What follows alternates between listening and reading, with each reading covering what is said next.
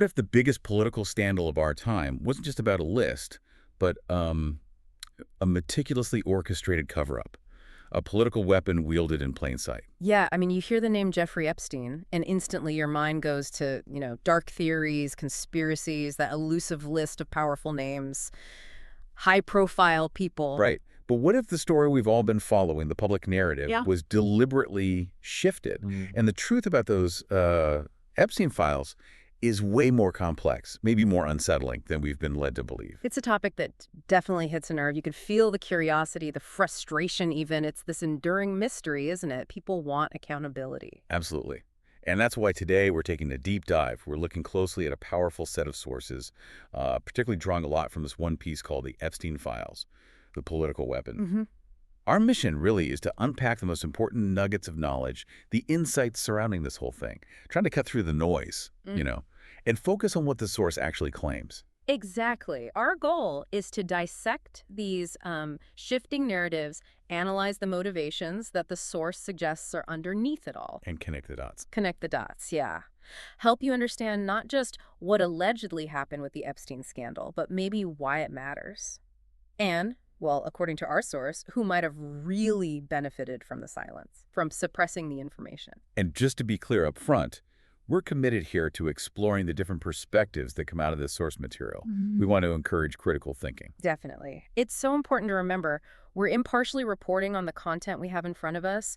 We're not endorsing the viewpoints, especially, the politically charged stuff. Right. This deep dive is about understanding the claims, their implications, and the intricate web the source describes, solely based on the information we're looking at. Okay, so building on that idea, managing public perception. One of the most striking things from our source is the subtle shift in language, but it feels profound. Yeah, tell me about that, the list versus the files. Exactly. For years, everyone was talking about the Epstein list. That was the term, right? Widely used. Everyone kind of knew what it meant or thought they did. Imagine this clear roster of names. Tangible thing. But then, as our source points out really carefully, the language sort of quietly shifted. It morphed into this, well, quieter, more ambiguous term, Epstein files. Files, okay. And why does that matter? It sounds small, but... Well, this source argues it's not small at all. It's about the implications, psychologically and politically. Why make that shift? What does files imply that list doesn't? Right. A list sounds finite, like names on a page, Yeah. something you can actually demand, theoretically release. Precisely. The public expectation was clear. Show us the list. But files, that implies something, way more nebulous, vast, maybe disorganized. Videos, photos, documents, could be anything. Much harder to pin down. Exactly, and much harder to demand in a clear way. It makes it so much easier, the source suggests, to eventually claim, oh, nothing really exists in a usable format, or the review process is just impossibly complex, it's ongoing forever. Or even that the list everyone imagined wasn't ever real in that form anyway. Right. Our source strongly suggests this wasn't just like an accident of language. It could very well have been a deliberate strategy, information control, managing public expectation to ultimately obscure the details. Kind of a classic tactic, isn't it? Yeah. Reframe the thing people want so you can deflate the demand. Yeah, deflect scrutiny. And the source goes even further, making this really blunt assertion. Okay, what's that? That politically, nobody really gave a fuck about the Epstein list or files, like in terms of genuine concern for justice. Wow. That's pretty provocative, especially with all the public outrage, the focus on the names. That really cuts against the narrative, doesn't it? That politicians were desperate to get it or that it held the key to everything. It is a very strong claim, yeah. And it forces you to kind of reevaluate things. What's compelling is the source's argument that the whole Epstein case was always destined to be used as a political pawn, a political weapon, not really a tool for justice. So who was wielding it then? And what were they trying to achieve? Well, the source claims it was mainly used to, quote, gather a base of people who really was hoping that they would get to find out who was on these files, who was on the list. Ah, okay. So cynically leveraging public curiosity, using the promise of information to rally support. Exactly. Instead of actually pursuing the truth about powerful figures, the information or just the idea of it became a tool for political mobilization. Certain factions could offer this tantalizing prospect of a big reveal. A reveal that, according to this source, was never actually going to happen. That's the claim. It was a means to an end, and the end was political power, keeping the base engaged, not necessarily justice for victims or exposing the elite. So it's less about truth, more about controlling the narrative, turning that public anticipation into political fuel. The source talks about the alleged fraud of the release, mentioning the right-wing nutjob influences outside the White House with the binders, and saying it was clear it was fraud from the start. Sounds like a planned deception. Precisely. The source describes this situation where the promise of releasing the files was this carefully crafted deception, a tactic to manipulate how people felt. It implies certain factions, particularly those the source labels right-wing nutjob influences, use the public's intense desire for answers as bait. Bait to do what? To keep our base engaged and, importantly, to make them believe that there's no way we could be involved because we're willing to release it once we take power. The classic promise transparency to imply your clean move. Right. Secure support, then once you're in power, just let the issue fade away quietly. So, as you think about this shift from list to files, the alleged political weaponization, it really makes you wonder, doesn't it, how subtly these narratives around huge stories could be shaped? It does. And what do you think, listening to this, is the ultimate impact? When the language changes, when promises aren't kept, what does that do to public trust in, well, institutions, the media? Yeah, it has to erode it. It makes the search for truth seem impossibly complicated, maybe even pointless. Leaves people feeling kind of deceived, disillusioned. And our source is adamant. This was intentional. A calculated political move to control information, maintain an image, not a real effort to bring powerful people to justice. Okay, now, let's shift gears a bit, because here's where it gets really unsettling. And maybe the most contentious point from our source. It brings up this widespread belief, and surprisingly strong across different political sides, that Jeffrey Epstein might have been murdered, not suicide. Yeah, that theory is definitely out there. And the source suggests it's not just some fringe idea for a few people. It's held by a significant chunk of the public, and for reasons they find compelling. So why is it so prevalent? And why does the source's speaker personally lean that way so strongly? Well, the speaker acknowledges, that some might call the belief kooky or nut job, but they say, quote, I'm still on that side of the fence on that. I still believe he was whacked. Whacked. Okay. Yeah. And the reasoning they give, even with that self-deprecating label, it's quite thought-provoking. It really taps into that widespread distrust of the official story. And the source highlights a difference in this kooky theory compared to others, right? Yes, that's a key distinction. While a lot of conspiracy theories might say point fingers only at one political party or exclude certain figures, this source's speaker says they have a wide list of people who could have taken Epstein out. Including who? Including, quote, the President of the United States, the current president. Right. So it casts a really wide net, far beyond just partisan lines. That makes it much more uncomfortable, doesn't it? It suggests this, non-discriminatory web of influence. It challenges the idea that only one side might be involved. Absolutely. It pushes the boundaries of what people might be willing to consider. So what are the specific reasons the source gives for why suicide just doesn't seem to fit? Especially given all the dirt Epstein supposedly had.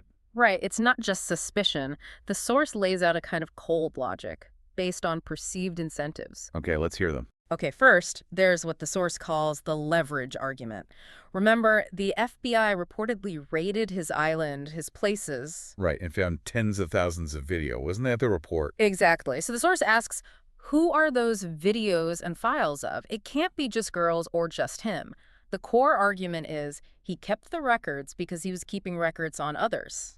Yeah. On others. Blackmail material, basically. That's the implication. And this is why I don't really believe he offed himself, because he had a chip to use. He had leverage. So the logic is someone with that much potential blackmail material wouldn't just throw it away. It's their ultimate bargaining chip, their lifeline. Why would you destroy that power by taking your own life, especially at that stage? According to the source, it's illogical. That kind of information is way more valuable with him alive, not dead. Right. If you've got that kind of intel, keys to so many powerful secrets, you're not just going to toss your get-out-of-jail-free card. You'd use it, negotiate, save yourself. It's the ultimate defense. Precisely. Then there's the timing argument. This is also crucial for the source. The argument is, if Epstein really planned to commit suicide, it would more likely have happened right after trial, not in the early stages of an arrest sitting in the fucking Manhattan Detention Center. Why the distinction? Because a trial, especially the discovery phase where lawyers have to exchange all the relevant evidence, that's the real point of no return, that's when his leverage might be revealed, used up, maybe rendered useless. Ah, okay. Uh-huh. So killing himself before that, before the legal fight really began, before he could even try to use his chip. It seems counterintuitive, especially for someone who, the source believes, was clearly collecting compromising info for strategic reasons. Why surrender your leverage before you can even play it? Makes no sense for self-preservation. So his strongest incentive, logically, would be to stay alive. See what evidence comes out, use his own leverage, maybe cut a deal, threaten to expose people, defend himself. That's his driving motivation. Exactly. The incentive to stay alive is presented as this critical overriding factor. Epstein, according to the source, had every reason to stick around, see what happened in discovery, maybe make deals, maybe threaten exposure. But the people on those tapes, Well, the source argues the people who were involved in that, who were on that tape, had no incentive for him to go to trial. Quite the opposite, right? they'd have every reason for him to disappear, Yeah. to stop that information from ever hitting a courtroom. Exactly. So you have this stark contrast in motivations. Epstein's alleged incentive to live versus others' alleged incentive for him to die. And the source argues this overwhelmingly points away from suicide. It shifts the focus from just Epstein himself to this whole potential network of implicated people and their desire for silence. That's the core of the source's argument here, the convergence of those incentives. So, okay, let's follow this thread. If Epstein was murdered, as the source strongly suggests, Right. what does that immediately imply about all that evidence? The videos, the files, their fate seems tied together. That's an absolutely crucial question, isn't it? If someone orchestrated Epstein's murder, then logic dictates they'd have an overwhelming interest in making sure the incriminating evidence was also destroyed or, permanently hidden, made to disappear. And it would have to happen basically simultaneously. Right. The source's logic here is chillingly practical, almost tactical.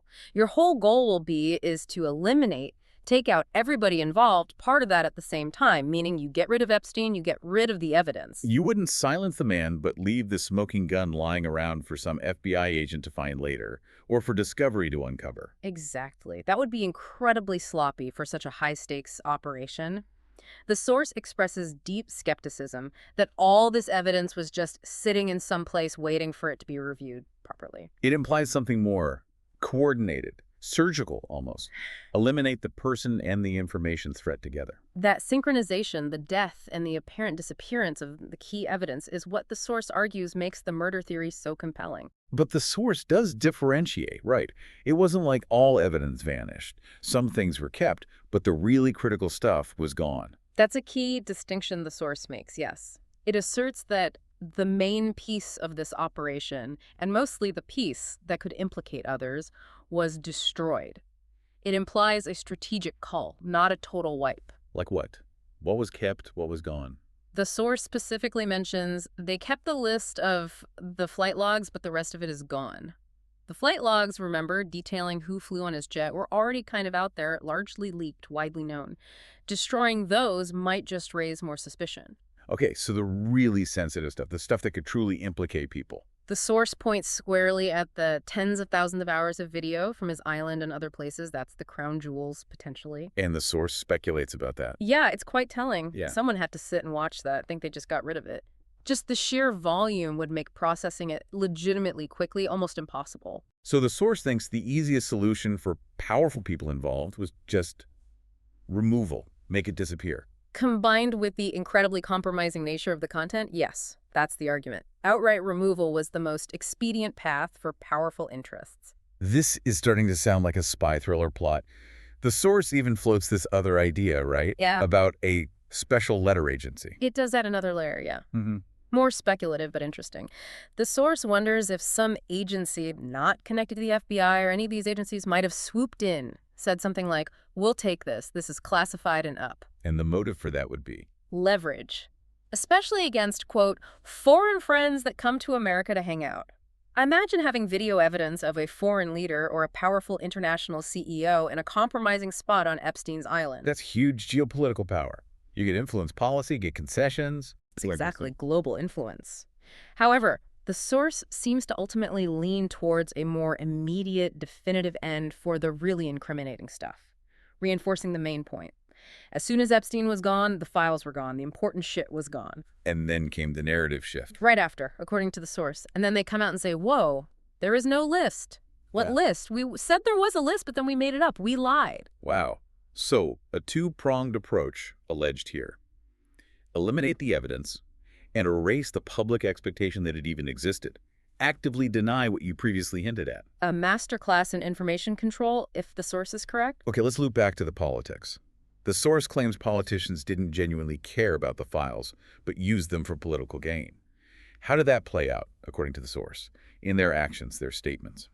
Well, the source details this calculated political playbook, exploiting public outrage. It argues politicians were running on releasing the files, not because they really wanted to expose anything, but as a tactic. To do what? To keep our base engaged and critically make them believe that there's no way we could be involved because we're willing to release it once we take power. It's a powerful promise, hits emotionally, rallies voters. Does the source give specific examples? Oh, yeah. A very specific, quite damning one. Republicans taking back the House in the middle of Biden's first term. The source says they had the ability to have those files released if they really believed that it was just somehow Democrats who were involved. But they didn't. According to the source, with stark bluntness. Once they took back the House, they never did shit, obviously. They even quote specific promises, right? Like Marjorie Taylor Greene or someone saying in 2020, if we take back the House Epstein, files will be released. Exactly. The source flags this as a clear-cut example. Files used as a political football, a campaign promise just forgotten once power was achieved. And this ties into who people thought was involved, doesn't it? The source mentions the all-Democrats theory. Right.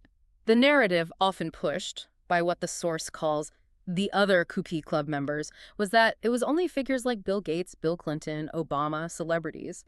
But our source's speaker pushes back hard on that. What's their view? Much broader. Quote, me? I say it could be anybody. I believe it's people from all sides, all walks of life, even people that's not even in American soil.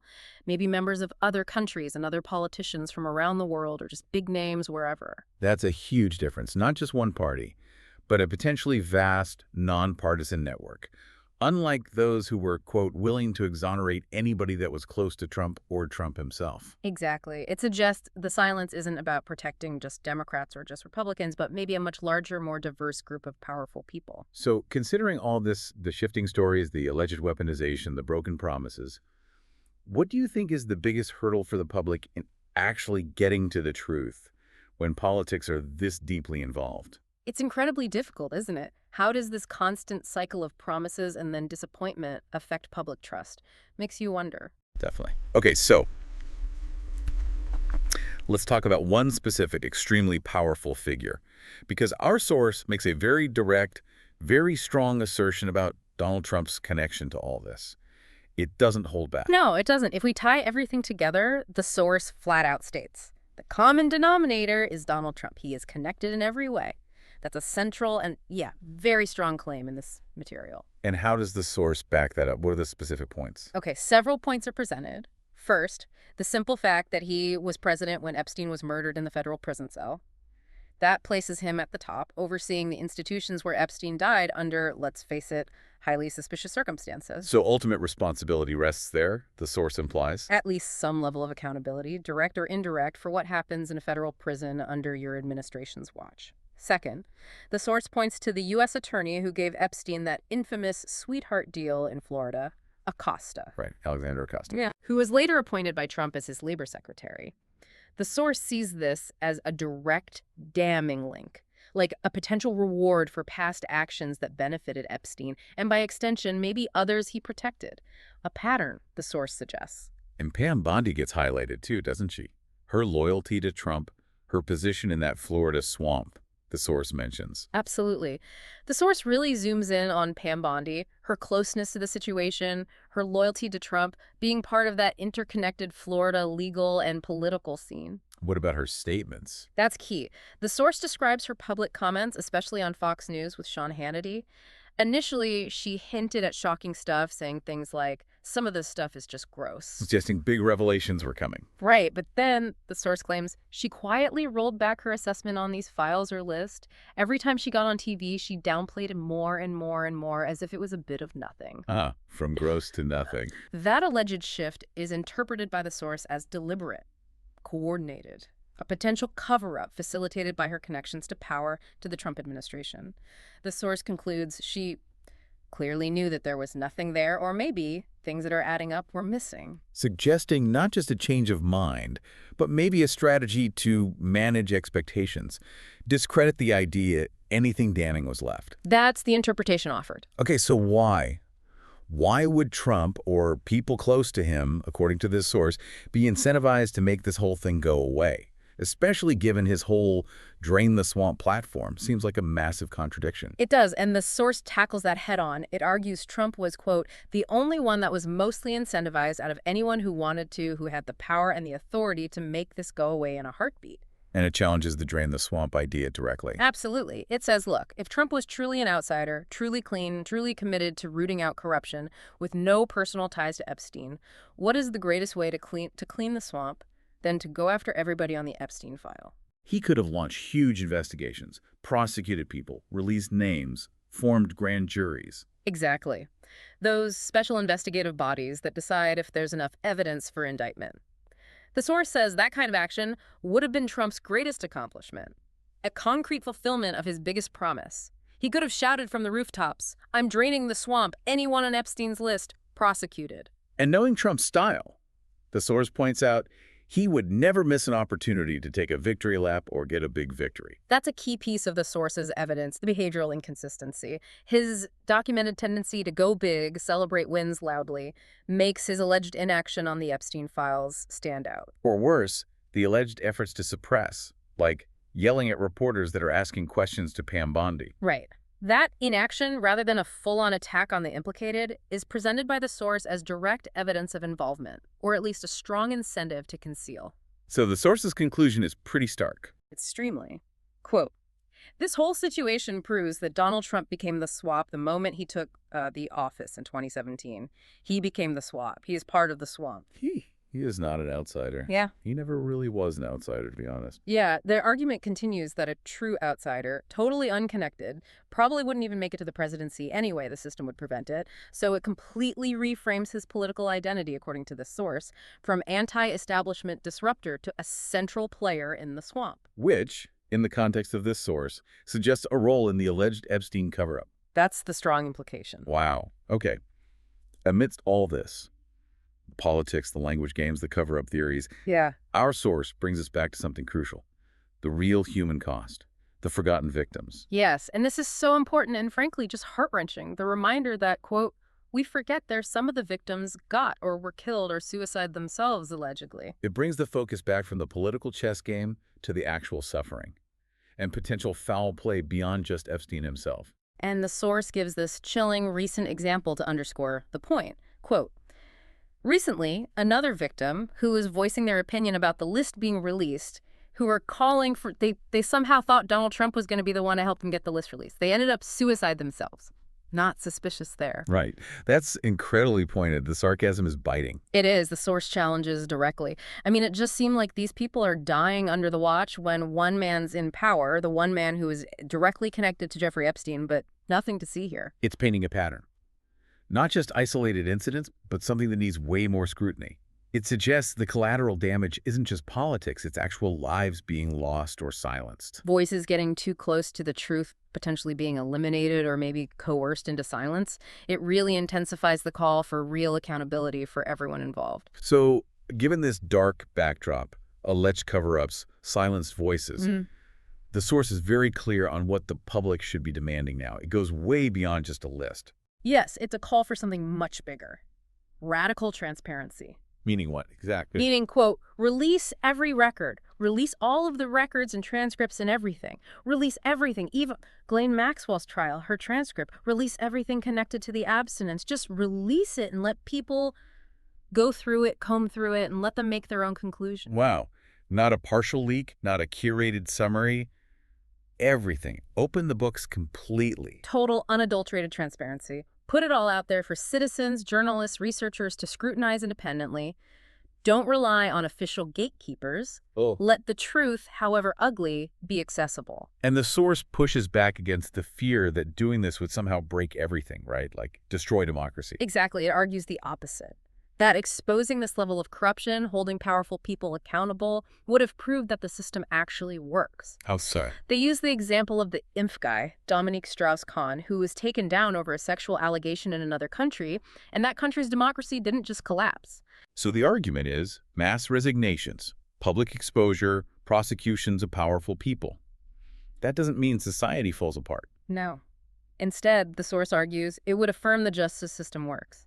That nobody, regardless of wealth, power, connections, is above the law. That kind of mass swamp clean, in the source's view, would actually strengthen public trust. Proving corruption can be rooted out, justice can be served, even if delayed. Right. It suggests the real fear isn't chaos, it's genuine accountability. It's dismantling these entrenched elite power networks. So what does this all mean for you listening right now?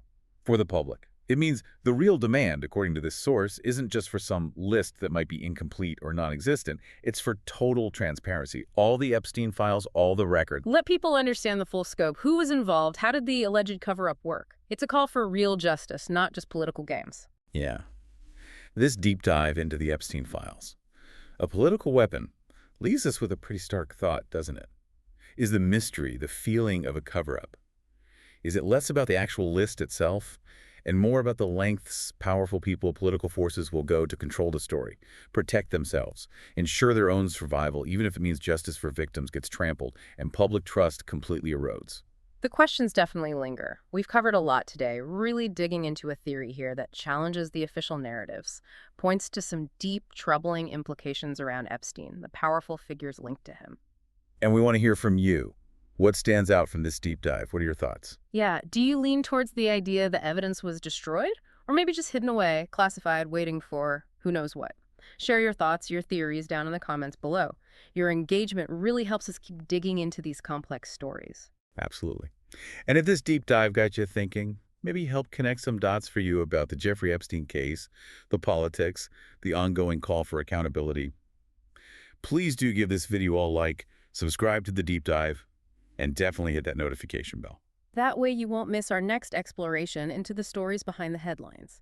We really appreciate you joining us on this quest for knowledge and understanding. Thanks for listening.